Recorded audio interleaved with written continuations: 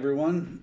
Due to a technical difficulty earlier, namely I forgot to turn my mic back on, I'm reshooting this video. So this is going to be a quick review. It's not going to be an out-of-box review. I'm not going to pull all the parts out. I'm not going to show everybody everything that I've got for the model. I left one thing over there. I'm not going to pull the parts out and show everything to the model. What I'm going to do is I'm going to go through the aftermarket and parts I'm working on as I go. Everybody's seen the aftermarket reviews, out-of-box reviews. Everybody's seen the out-of-box reviews for the model, or should have, lots of them out there. I don't see any reason to reinvent the wheel that everybody else has been already rolling on. But what I am going to do is show what parts I'm getting, because not everybody's getting all the same parts. So I'm going to switch cameras here. Go to the top-down one. Let me move my keyboard off of here. And so the first thing that I got for the kit, for the Titanic, which I've had since about last February, I put it on pre-order when it first came out, or when it was first announced, so I was able to get a pretty good price on it. The first thing I got was the PONTOS Detail upset. And the only reason I'm showing this, because I'm just really impressed with it. There have been a ton of out-of-box reviews. I'm not going to take the whole thing out and show you all the photo etch. What I am going to do, though, is point out how much comes in this thing. There's a lot of little brass pieces here. The brass mass, never been opened. You know, I've had it for a while. It's just I decided that the 2021 was the year that I was going to build this. There's the screws, and there's two different sizes of screw for the center. I believe one's a three-bladed, one's a four-bladed. I'll do whichever one I do. I'll do it when I get there. I'm not building this to make it a super detailed, awesome model for everybody to look at. I'm building this for me. I love the Titanic. I have a 1/350 scale, which is about half the size of this one. It was the first kit I built in about 25 years. It was the first kit I ever lit, and it rekindled my passion to build scale models. So there's the brass parts there. There's the additional photo etch. The kit comes with photo etch, and I believe there is about 35 sheets of photo etch. I'm not sure if it's that many or not, but it's really nice detail. Some of it's steel, some of it's brass, and it's for parts that it replaces parts that on a kit this scale the plastic isn't thin enough to be perfectly in scale. And the really big reason beyond the photo etch that I got this is I love these wooden decks. And I was wondering how they were going to work out. Just looking at them, they are really, really thin sheets, veneer sheets. I have heard that you have to be really careful putting these because they're hard. If you have to pull them back up, they don't come back up at all. But I don't expect that I'm going to have any issue with them. I'm going to pre-fit them. They're going to be nothing. The glued backing is going to be the only thing that's left on. They're going to go on multiple times to make sure that they fit. So that's the first detail kit that I'm getting, or I've gotten. I've also got on order it's through Facebook, but it's a guy in Germany who all he does is 3D print stuff. And because of the pandemic and the way that the mail system has been, I've been waiting for it for over a month.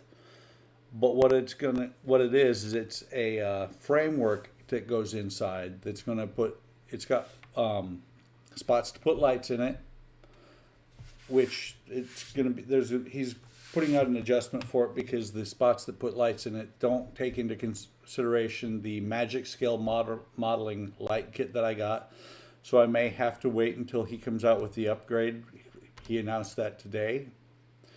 And like I said, Magic Scale Modeling, really, really nice light kit. It's got lights. I bought the upgrade for the upgrade kit because it will then light the funnels for me. It's got a sound card with it. It's got speakers. Really nice kit. I'm looking forward to seeing it. I've seen some reviews of it. People have just started getting it, and for what you pay, there is a lot in the box. So on top of that, picked up through the Titanic 1-200 Titanic build only group on Facebook. I picked up some other aftermarket. One part of it is some additional photo etch. See if I can get these to focus. I did earlier. And those are the warning signs that go on the railings around the outside. There's no way, there are decals for this, but there's no way you're going to get decals to stick the way these are going to stick, being a actual piece of metal.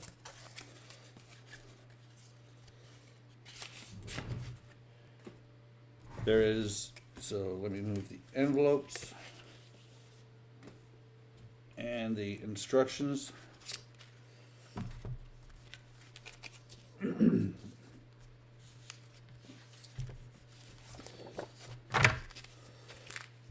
So the first thing that I have here is flooring. These pieces will will be taped down to the floors where you can see them inside the windows, which this will really bring more life to the kit, because what this is going to do is, instead of me painting the flooring inside, or I'll probably end up painting it as I'm going along, but this will also give you the actual look of the carpet or the tiles. Like right here, this one is 9-inch floor tiles, red for the Titanic. This one doesn't say, oh yeah, it does, second and third class, so this goes in second and third class areas. Same with this is black, first class dining saloon. And these, I believe, are called out in the instructions so that I'll know where to cut these and where to fit them. Gene has done a lot for the folks here, or for the folks who are buying this kit, who bought a lot of the stuff from him. He actually, I could have done it. He actually went over to Staples. Actually, let me see something. I believe it was Staples. Oh, even better than that. I was thinking I was going to have to tape these or glue these down. These are actually, the backing on here is sticky back, so these will actually glue themselves down, which is even better. But Gene Davis was out for a while due to an injury, and so while he was out, the Titanic came out. He created this group. This group is still going strong, and it's just a whole bunch of things that, it's a whole bunch of people getting together just to say this is how this should go. And there are some rivet counters over there. You always get them. I'm not one. I don't worry about them. I build my models for me. I just saw this stuff and I thought, I want this for my kit. Because I want it to look that much better. This here is windows, curtains, scenes inside. The kit's lit inside, and some of the windows you're going to see through, some of the windows you're not, because some of them are going to have a scene inside.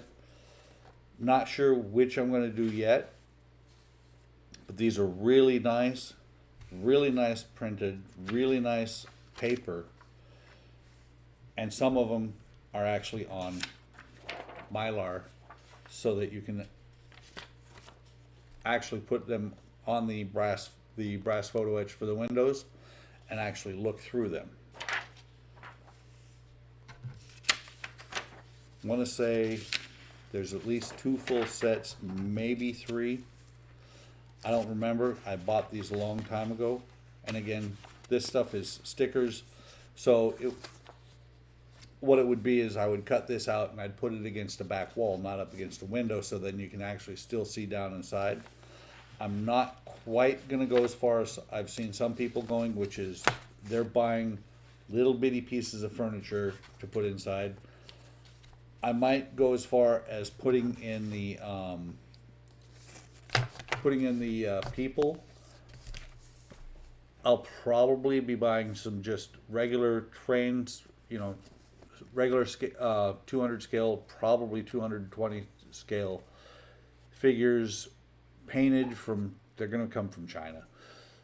But they're painted, and they're not painted well, but they're painted well enough. I did the same type of figures for a boat that I built a few years back. They look awesome. They add a lot of life to it. It doesn't matter that they don't have faces painted well, the hair's not painted well. They're good enough that they add the life, because nobody is going to be getting down in looking at a figure, really looking that hard at a figure that is literally about that tall. That's how tall a person is in this scale. So I don't need to spend the $120 that I saw somebody selling that kit for, the aftermarket kit from Japan that actually is designed for the Titanic, and then hundreds of hours painting those figures as well. It's just not worth it to me. I'm building this kit for me. If I was building it for a client build, I might go a little bit further, but I don't do client builds yet. So one of the things I really thought was neat, because I actually finally started looking at the instructions yesterday. You know, I pulled them out, said, okay, first thing to do is drill holes in the Titanic. When I built my 1350, that's the first thing you do if you're going to have portholes, if you're going to light it. So I went through after that, or during that, and I've actually started looking at what is going to be entailed in this build, and it's really pretty cool the way that they've laid out the books. And I've seen from the instructions on the light kit from Magic Scale Modeling, it's the same way. They lay it out in order that you built. This is the order that you're going to build the ship, because this is how it was designed. Well, when you get in here, this is how it's designed. Your first pieces of flooring are here and here, the first wooden pieces. These masts and everything, you'll need them early. I don't know how soon I'm going to put them in, but I can build them and set them aside, get them painted up. Matter of fact, one of the things that I really think is cool about the lighting kit, the Magic Scale lighting kit, I'll have to see how they did it. There's actually the lamps up here, a lamp up here. I'm guessing they just have a wire that I run down and glue down and then paint to the mast. I'll have to see. But then when you start getting in here into this, it shows here. You've got the stern. They're actually doing the front of the ship first, and it shows you what Photoetch pieces to put in here at this point. Obviously, they're going to need to be painted. They're showing them going on here as brass in the pictures. I'm going to paint them before, I'm going to build them and then paint them, because it's going to be next to impossible to paint them once they're on the wood without staining the wood. So it is really, now to be honest, it's intimidating just looking at this and how much it's going to entail, all the brass and everything. But so is the 350 scale. The 350 wasn't as intimidating. This should not be as hard because it's larger. And see, here's the Photoetch. This is the place, some of the places that those windows will go. Back here, they show four blades on the. They show 4 blades on the screw here. Like I said, I don't know which way I'm going to go yet. You can see that right there. A4 is the middle screw. So let me show you what I've done up to this point. It was a lot of work, and there's a lot more to go. So first I'm going to see if I can bring it in from one side to the other and actually give you an idea of the scale of this thing. So there's the bow. Midships, actually not even midships, that's still the front. is about midship. Matter of fact, that divot there in the center should be the middle of the ship. And then there's the aft. Like I said earlier, people had noticed, apparently people had noticed, and let me move this camera, that there's some flex here, and there is. You know, that's what the whole thing about the bracing kit that I got. There's flex this way. There's also flex for the decks to go down. The Magic Scale, and like I said, Andrew's redesigning the kit so that the Magic Scale lighting kit, well, his was set up for just a raised about this high, about that high off the base, one strip of LED tape. Magic Scale lighting has you run a strip of tape all the way around both sides, and so Andrew is redesigning his kit, the way his kit is set up. If you can see, there's all the portholes I drilled. And if you look, there are also some really small ones that are not, these are not portholes down here. They're not drilled. Those were actually drains for water that would come onto the ship, or excess water being flushed out. I don't think it was sewage, but back in 1913, you never know. All these holes, though, other than these very bottom ones, were hand drilled using my Tamiya handy drill, and up to, it's 4 different sizes of drills, of drill bits, and I've gone through 3 sets of batteries. So once I get done here, what I'm going to do is, if you look, you can see inside there where you see the little bits of plastic coming out of the holes. I've got to remove those little bits of plastic. I'm going to sand the whole thing down on the inside, and then I'm going to paint it black. You know, do some light blocking, make sure I'm not getting any light shining through. Then I'm going to spray paint it lightly with white. It doesn't have to be a really solid white. It has to just be enough to reflect. After that, I'm going to, I'll primer the outside, and then I gotta wait until the paint kit that I bought, or the paint set for, should have every paint I need in the kit. When that comes in, then I'll be painting the outside of the hull. And something I noticed when I first started pulling panels, or actually not panels, decking out, I was really impressed the way this kit goes together. Let me slide this forward. I think I've got the aft here. So, pretty sure that's the aft. Is it? No, that's the bow. Okay, since I got the aft here. So I'm really impressed the way this is made. I mean, this is really thick plastic, and it's notched here and here to make, and actually there's a notch here as well, here and here, so that this thing, when you slide it in, it is actually pretty firmly in there, and it's not going to go anywhere. You know, it not going to go anywhere. It's in there pretty firmly.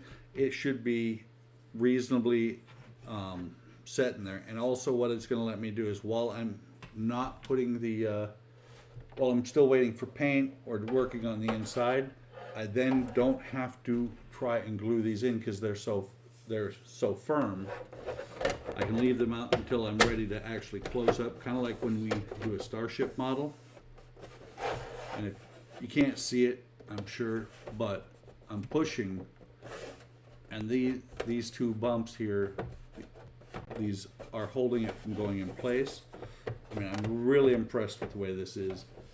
Do notice though a little bit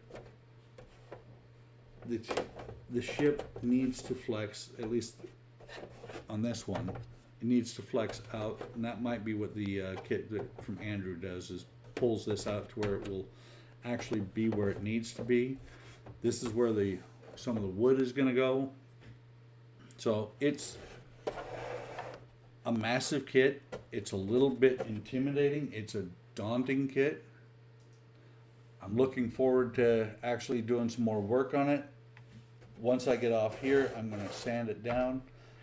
Love this kit. Love the Titanic. I will admit there's a couple of spots I need to fix because when I was drilling out the windows, the drill slipped a little bit. But on the other hand, I'm the only one that knows that. And the key, in my mind, the key to being a good modeler is knowing how to correct your mistakes. So, with that, I'm going to close this video down and repost it. Hopefully I'll just have to be able to repost it on YouTube and not have to rework the whole write-up. And anybody who started watching it before I deleted it, I apologize. Have a great day, and I will catch you on the other side.